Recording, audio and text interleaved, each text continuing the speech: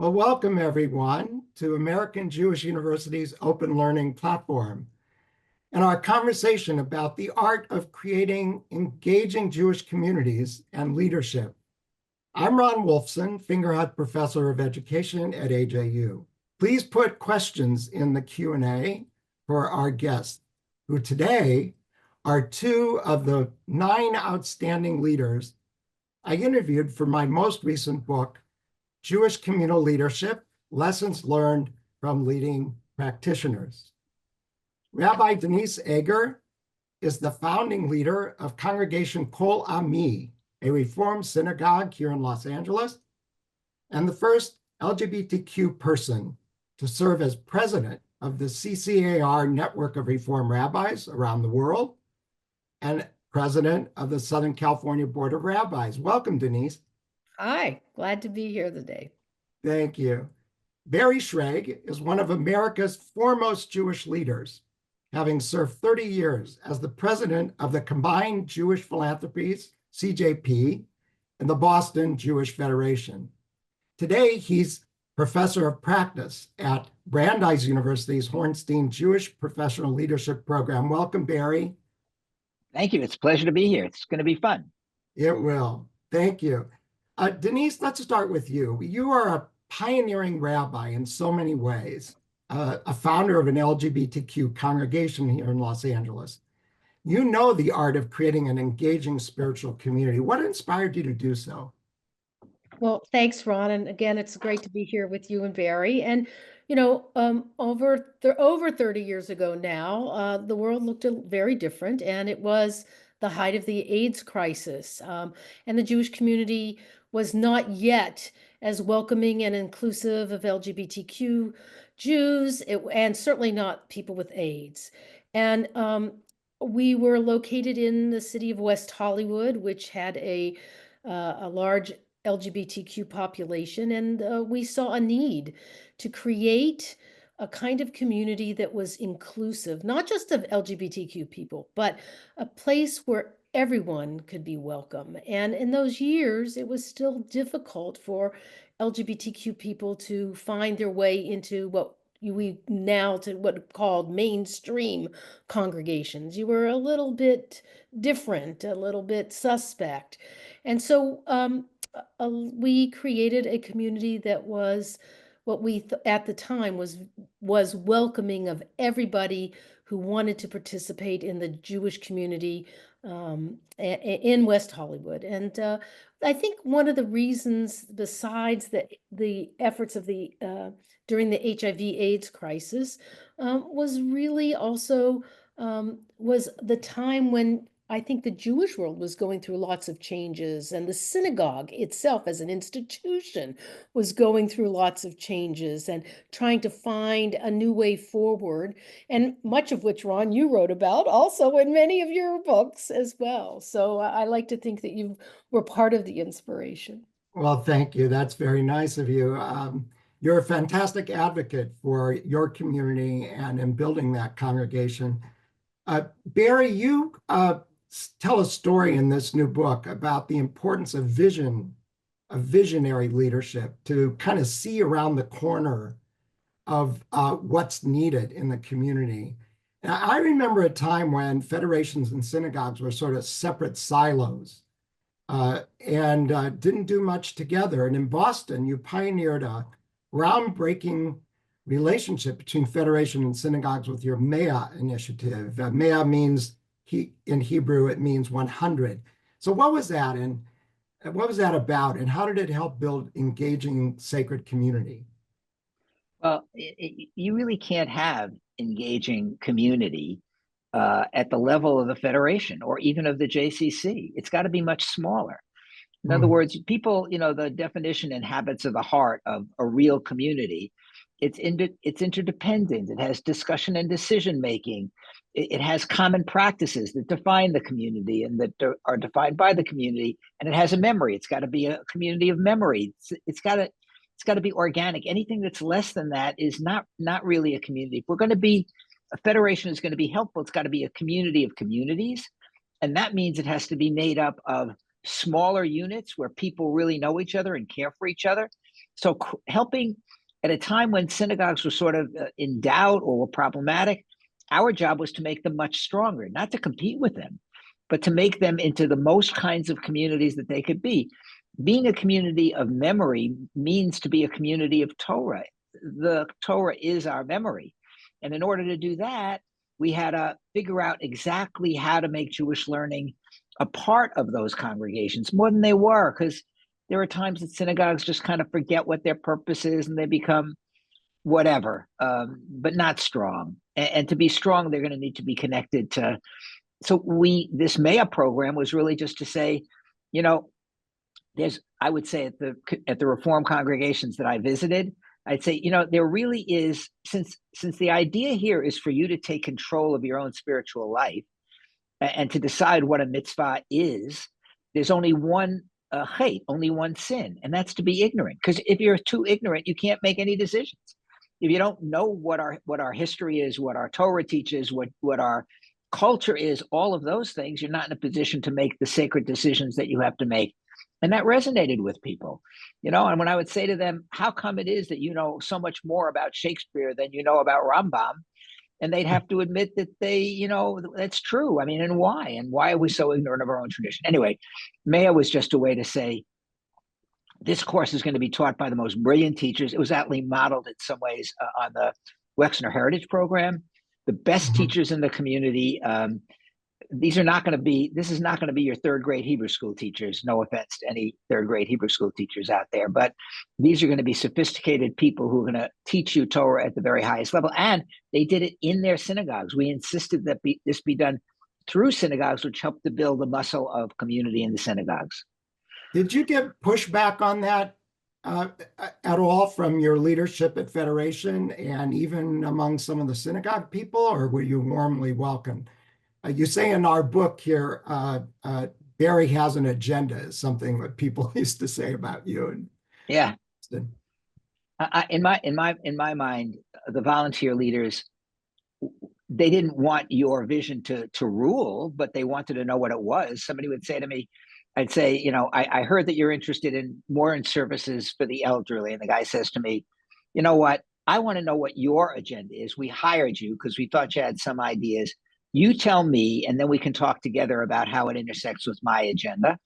And honest, people say federations are bureaucratic and there's no room for movement. And, the worst thing that we can do is to underestimate our people. Rule one, love your people and have confidence in their ability to work with you to create great things. That's so interesting. I think at the heart of that story is relationship building, as a leader. And I wonder, Denise, how about you? Could you weigh in on that? Like, what kinds of relationships were critical in your leadership of Sacred Community?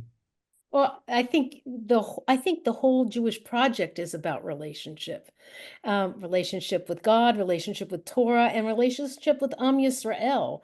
And in a living and engaged community, that how those relationships play out is critical. And for me, I think, and for my congregation, focusing on that sacred relationship between congregants, between lay leadership and the congregation. I don't just want to say the rabbi or the cantor or the staff, but everyone has to have relationships with one another. And I think that's part of what builds the fabric of a community, not just exactly what Barry was talking about, learning and knowledge, but also building relationships. What is community about?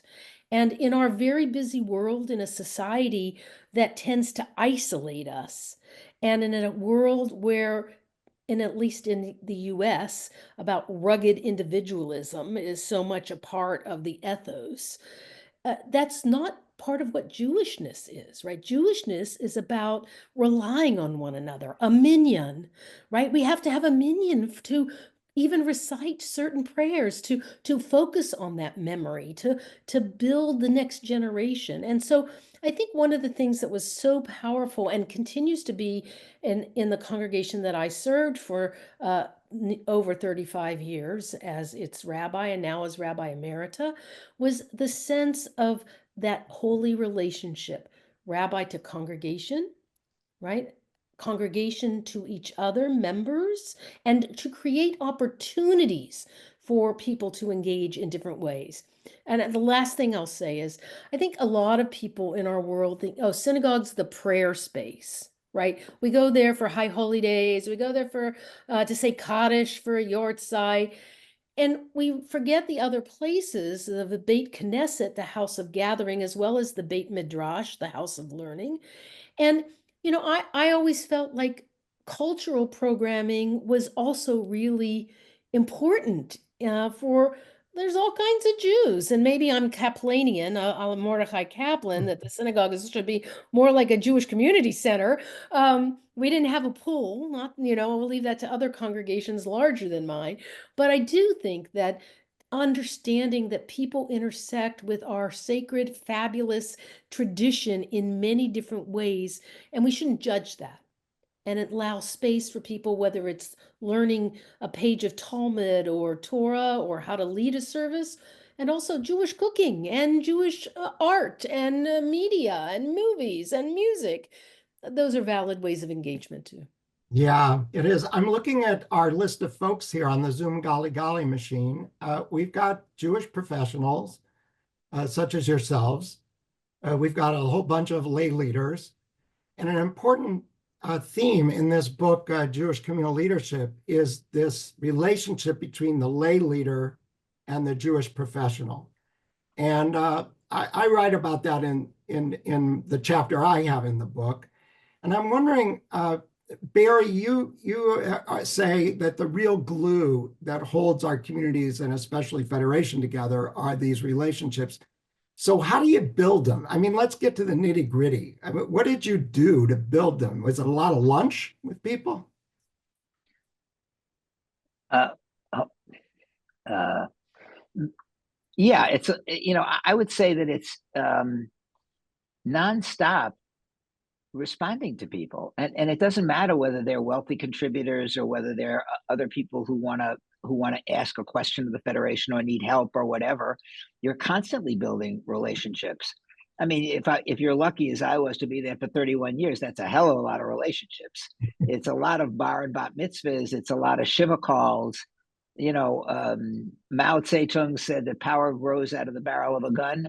I would say that power in the Jewish community grows out of the number of sincere visits you make to people who are mourning, and to be sitting next to them and to hear their troubles and their sorrows, and to be a listening ear and all that. Now, you could say that's what a rabbi does, but I think writ large, it's what anybody who works for the community, and they've got to be genuine about it. It's got to be quite real. So the other important part is if I want to take a risky position, which we did on many occasions. For example, we opposed the JCPOA, first federation in the country to do that.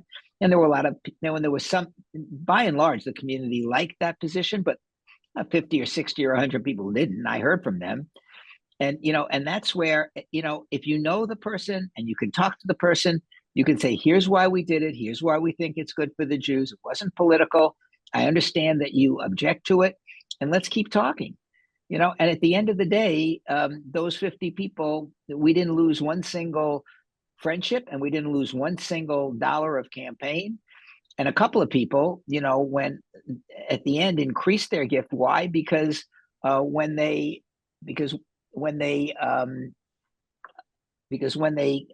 came to when they made their complaint, and I actually visited them at their homes, they were so shocked that anybody from the Federation actually cared enough to answer that we had a couple of increased gifts. And at the end of the day, it didn't split the community. It didn't polarize us. That's wonderful. I always say that fundraising is friend raising. There's a famous line in our tradition, "Ein kemach, ein Torah." There's no flour, there's no Torah. So, raising the bread, if you will, to sustain our community institutions, our synagogues, our federations, our organizations, that is a key, it seems to me, in the fundraising. Everybody's concerned about raising funds. So, I don't know, Denise, you want to weigh in on this? Do you think it's fundraising is fundraising, or is it something else going on? No, I think it is fundraising, and I think it builds upon exactly what Barry was talking about, this relationship, so that when even people have different opinions or, you have a place to go to. And that's true in raising the necessary kemach for our Jewish institutions, which are all, I think they're all underfunded. Whether it's the American Jewish University or the federations in any given community. And certainly synagogues are very underfunded and understaffed, except for maybe the largest ones. The making the case for support for our institutions, for the synagogue, really comes out of this shared mission and shared relationships with one another. And when you build on those relationships, when you take them seriously, and you show up for one another, it's not, I don't think it's that hard. And I think from in my own community, as I reflect about it, we should never have been able to raise the kinds of funds that a small community that we raised through the years. But we did it because we had a shared purpose, and we shared deep and abiding relationships. And yes, that just not the staff relationship. Yes, it's the rabbi in a synagogue setting, or in Barry's case, the CEO and the development department. But it also is the board, and I don't just mean writing checks, that sacred relationship that they have with people, with one another, really matters. And I guess I just can't emphasize that enough.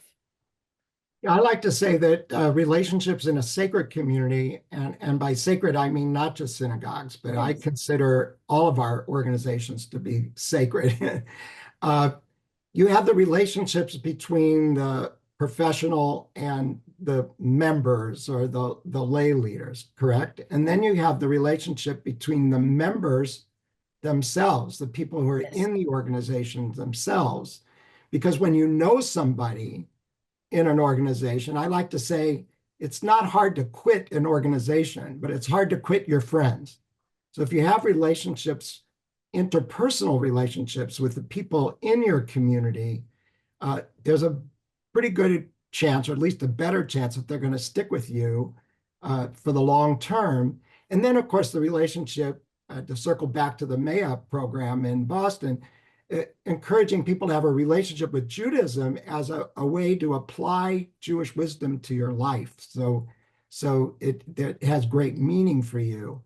The challenge we're facing, though, today is that so many people in the Pew study that came out in 2020 say they're proud to be Jewish, but they're not joining our institutions. So especially young people. So do you have any wisdom, either one of you, about what we can do in our synagogues, our federations, our organizations, to engage folks who say, hey, I'm interested in learning, I'm interested in practicing, but just not institutionally?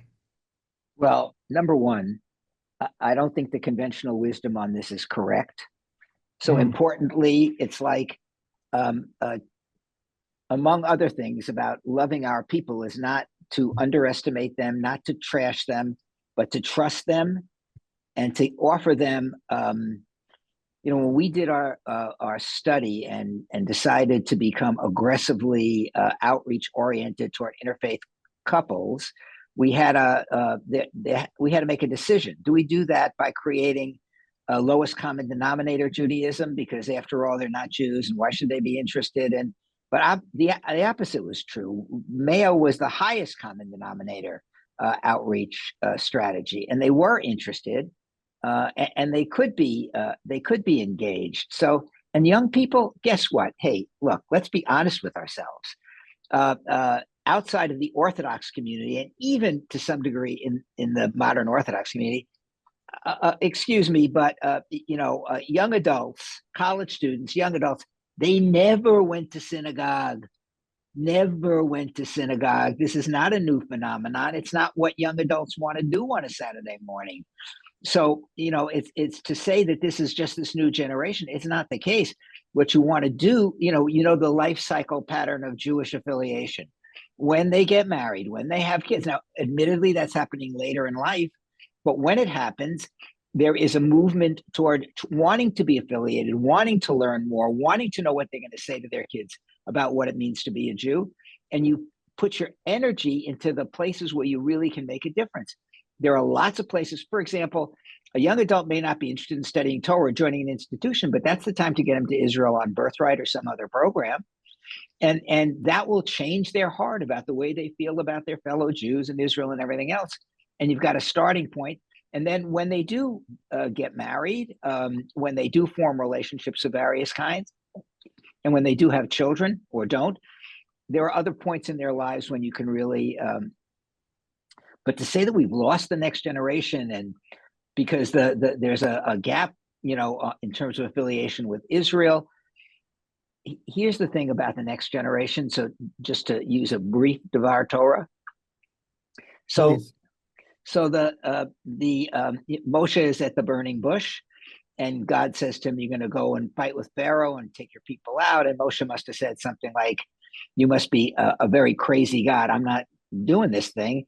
I already know what the Jews are like. I've seen them fighting with each other. They aren't going to listen to me. And Pharaoh surely is not going to, listen to me.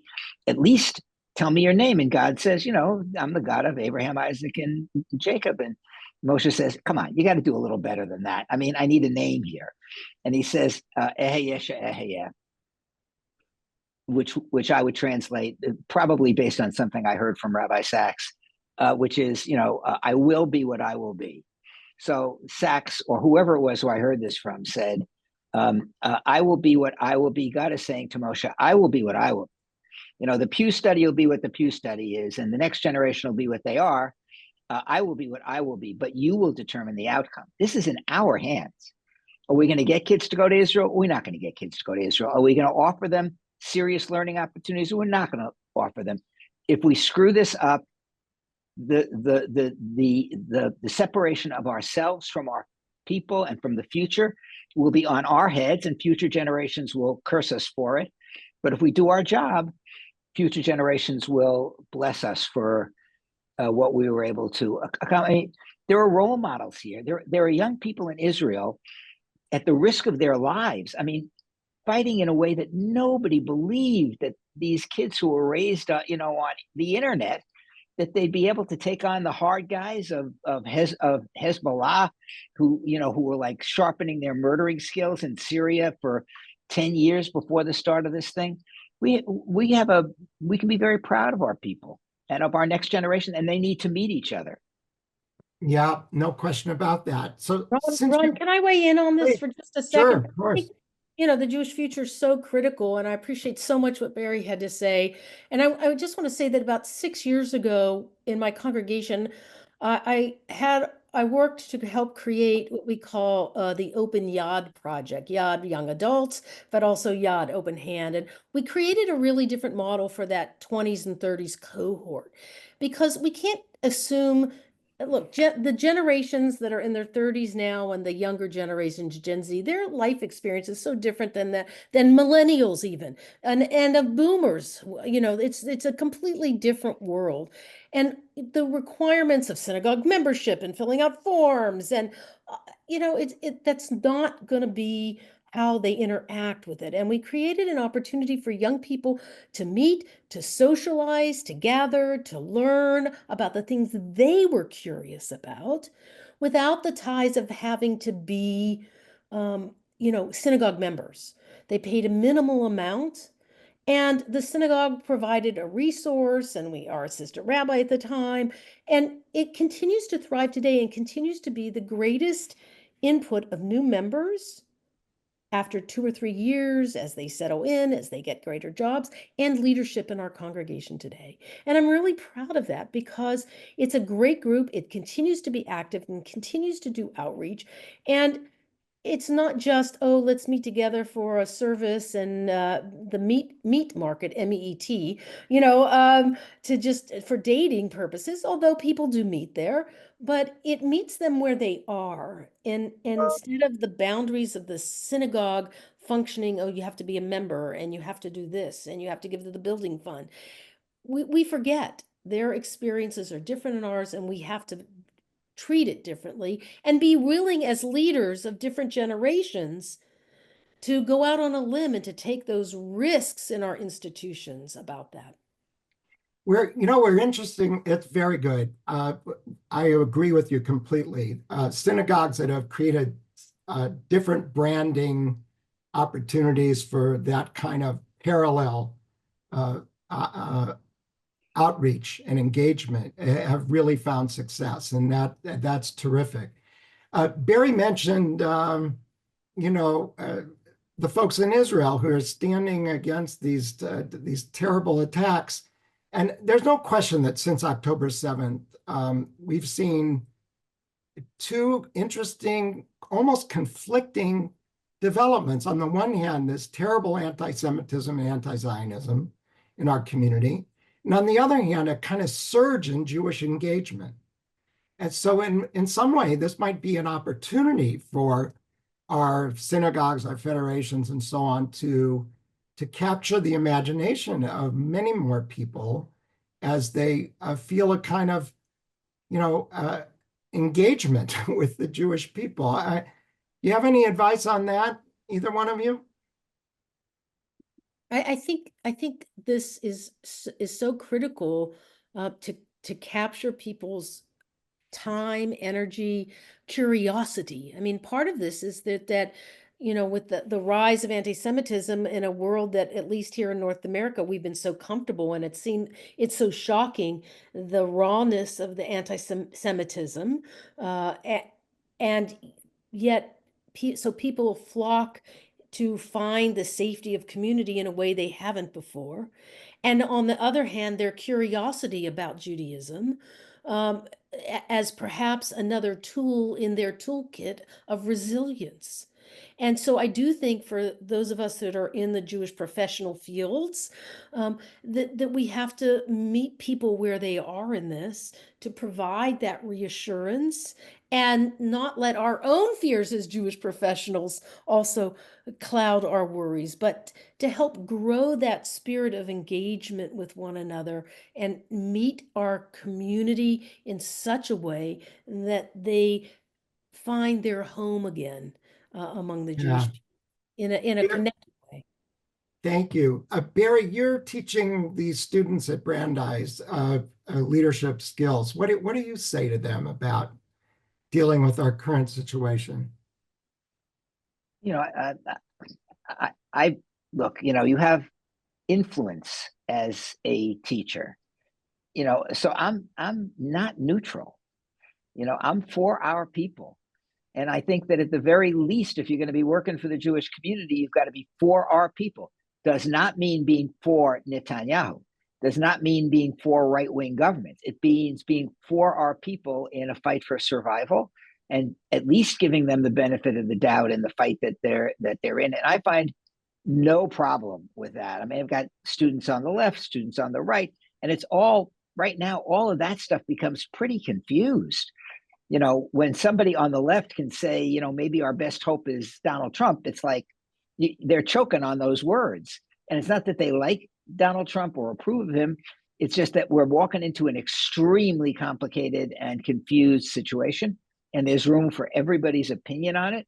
As long as we're all together, that we are committed to Israel's survival, and its creative survival, and its survival as a nation of justice and all the rest of that. So I don't really see a lot of problem with that, and part of the solution here can only be, look, we started a long time ago saying that we weren't just going to throw money at Israel through the Jewish Agency.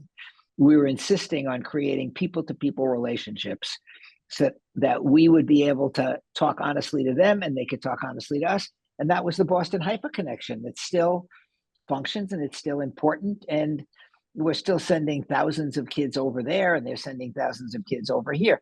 Not in a birthright type program, but in a program where they live in each other's houses and they get to know each other and form real relationships. So I think that it's not true that we have no way through this thing. We have lots of ways through this thing. We have to be optimistic about our ability to get through these things and to come up with ideas that, what you said about young adults and creating different kinds of due structures and all that, that's part of what we have to do right now. Yeah, for sure. Folks, please put your questions in the Q&A, and Alyssa's going to come on in a minute here and give us some of the questions for our panelists. And so please do put your questions in, and we'll continue the conversation. Fantastic. So we have a few questions to start us off today. Sorry, I'm trying to get my camera on. There we go. So first off, Amy Siegel has a question for all of you, and that is, do you have any advice on bridging the generations within many synagogues to encourage relationship building and help older structures like the men's club or the sisterhood evolve without alienating longer time older members? Good one. Denise, you want to take that? Yeah, this is complicated. It does take some intergenerational programming. But to be honest, the structures of men's club and women's club, long gone. I mean, it does not appeal to younger generations at all. Just like it doesn't appeal in the LGBT community necessarily to have only LGBTQ community there. They want to be with everybody, and straight young people want to be with their gay friends. There's not a divide in the divides, and so I think part of it has to be that there's intentional programming. It's not just around gender issues, but I also think around the age issues that there has to be that kind of opportunity. And I think there has to be some education done in both federated men's clubs, brotherhoods, whatever we're calling them this day, and sisterhoods, that the expectation that somehow young people are going to join in their groups is not good. And sometimes that's hard to deliver news they don't want to hear. Yeah. Barry, you have a thought? Yeah, I would leave them to survive and maybe get stronger and do new kinds of things or whatever. But then I'd be helping those who have a different idea. Look, it's not an answer to say those are old-fashioned things, screw them, throw them out of the building. That's definitely a way to create chaos and not. But if there's some, if you want to have a group that's trying to recruit people and raise money to rebuild the communities, in the envelope or up north, and visit and form volunteer opportunity. I mean, of course, that's my hot button. But there are other things you could do together too. But you have to work with people, find out what they want to do, and help them to do it. And don't say, this means that we have to go to war against the existing. I was once in one synagogue where, the rabbi was kind of old-fashioned and it was kind of tired and all that. And the synagogue was beginning to really develop volunteer muscle and do interesting things as volunteers. And then somebody said, maybe it's time to get rid of the rabbi. And I said, yeah, if you want to have 2 more years of chaos and people fighting with each other and trying to kill each other, go ahead.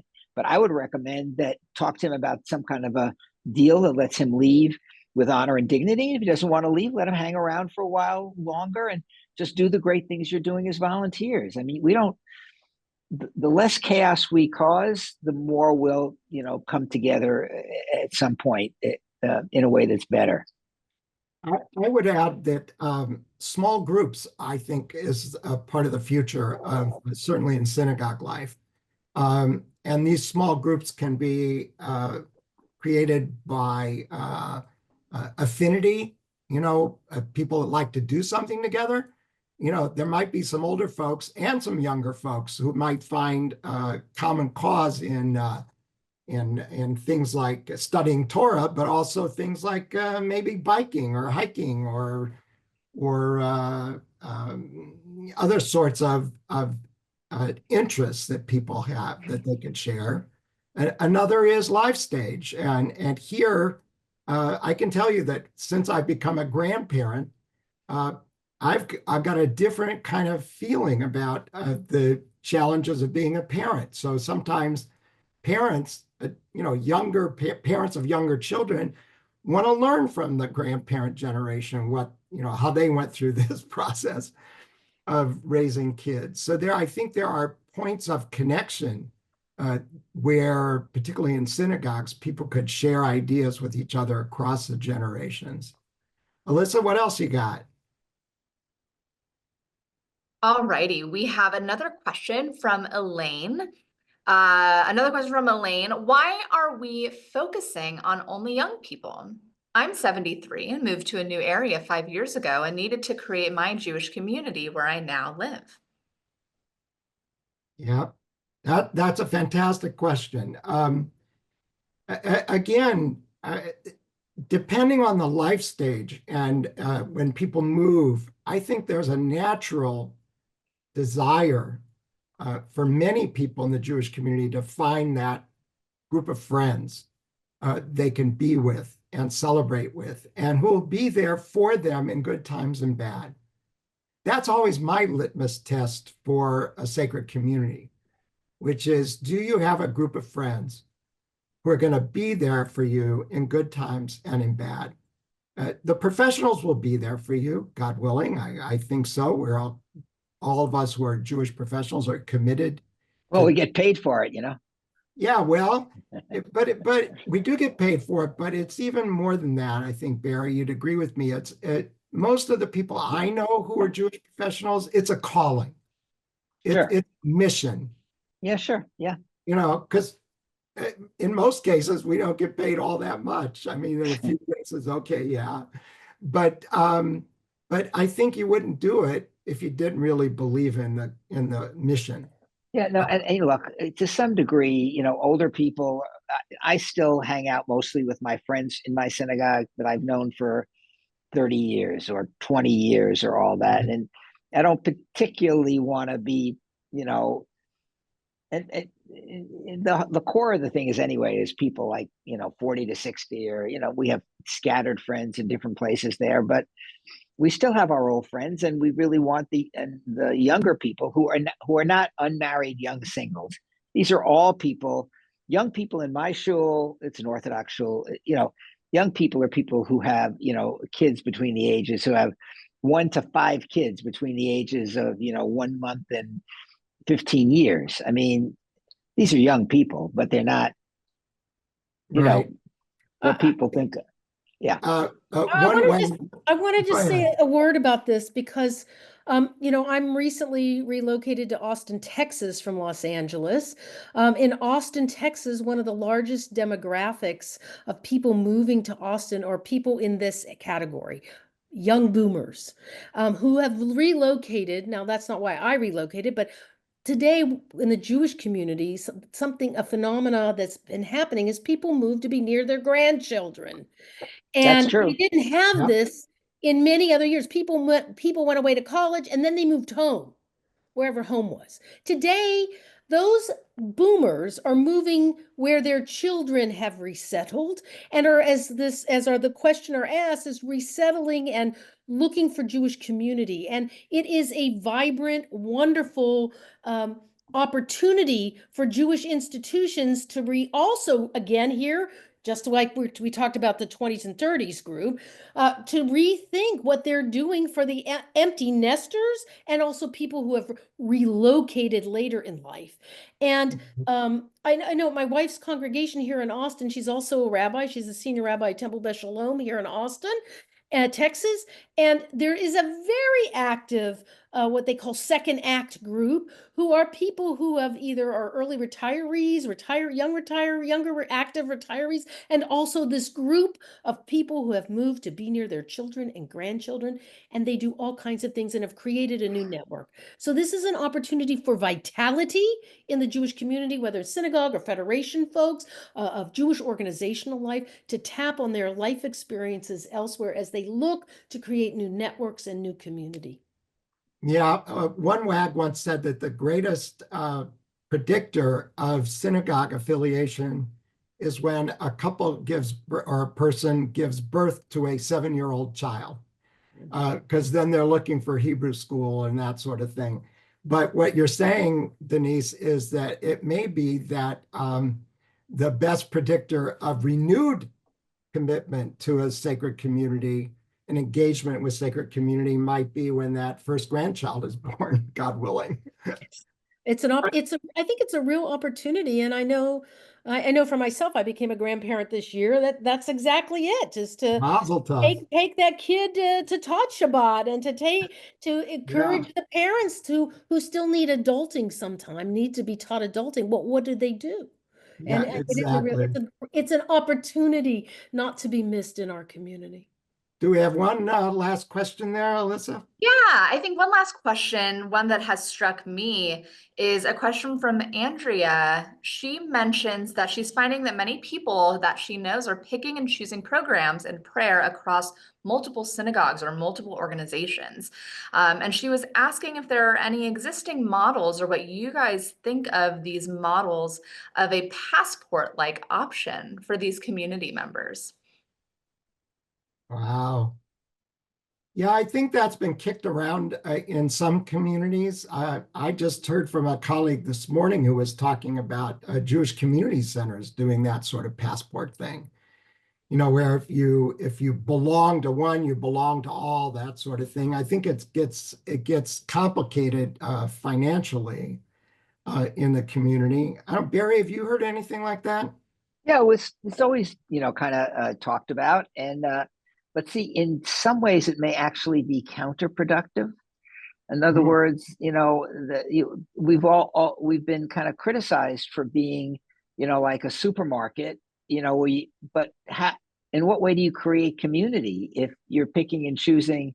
It's fine. First of all, I mean, person is curious, they want to take classes and different things.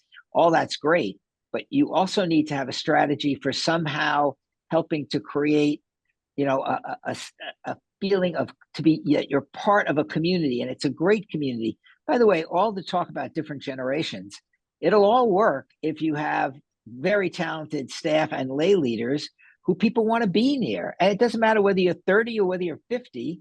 When Rabbi Yitz Greenberg led a congregation, you just wanted to be there. When Avi Weiss led a congregation, people wanted to be there. I'm sure when you lead your congregation, people want to be there, and the word spreads that there's interesting stuff happening, and it's not lowest common denominator Judaism; it's serious stuff. Yeah. I think that and there's no, I once had a small dispute with Sharon Brous, about, who's like one of the outstanding rabbis in the country. And somebody once said, well, it's a new kind of congregation. It's not a new kind of congregation. It's a congregation with a great leader with a vision. It's not my vision. I wouldn't necessarily want to be part of it, but it works very well because it builds on the hopes and aspirations and dreams of the members, and the rabbi represents that. They're never going to have a problem bringing in young people or old people. Yeah, she started from scratch here in Los Angeles, and there are more than 1,000 members of that community right now after 20 years of hard work, and she is a remarkable leader. And that brings us to this idea of leadership. And I want to encourage everybody on the call to take a look at this book, Jewish Communal Leadership, Lessons Learned from Leading Practitioners. You'll love the chapter from Barry and the one from Denise. And as members of our AJU Open Learning community, you can get a great big 20% discount if you order from jewishleadershipbook.com and put in the coupon code, the word leader, and you'll have a discount. And don't forget AJU on Giving Tuesday, which is today. I want to thank Rabbi Denise Eger and our Barry Shrage. These are two outstanding leaders for joining us today. Thank you for all of you joining in the AJU Open Learning platform, and we hope to see you again soon, and have a great day.